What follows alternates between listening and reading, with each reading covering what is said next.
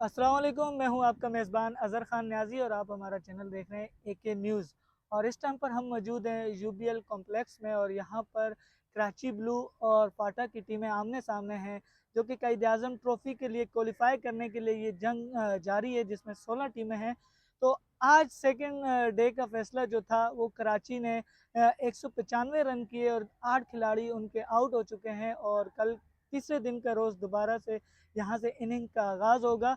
अब देखना ये है कि क्या कराची इस कायद-ए-आज़म ट्रॉफ़ी में क्वालीफ़ाई कर पाएगी, जो इनके अहम मैचेज़ हैं, उन मैचेज़ में ये क्या फ़तह हासिल करेगी?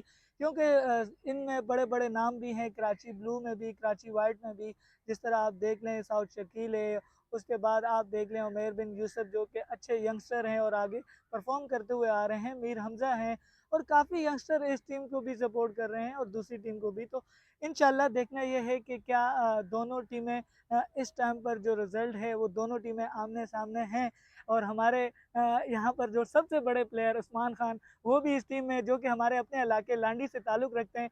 इंशाल्लाह इस उम्मीद के साथ कि कराची की टीम को इस आज के जो तो मैच चल रहा है इसमें उनको फ़तह मिलेगी और इनकी जो परफ़ॉर्मेंस है वो अच्छी होकर कायद-ए-आज़म ट्रॉफ़ी में क्वालीफ़ाई करेंगे। तो इंशाल्लाह कल की अपडेट भी आपको देंगे। जो भी जीता, जो भी हारा वो तो एक खेल है, किस्मत का साथ है। इंशाल्लाह कल के जो इनिंग थर्ड डे है उसके बाद आपको इंशाल्लाह आगे की अपडेट देंगे। दुआओं में याद रखें। पाकिस्तान ज़िंदाबाद।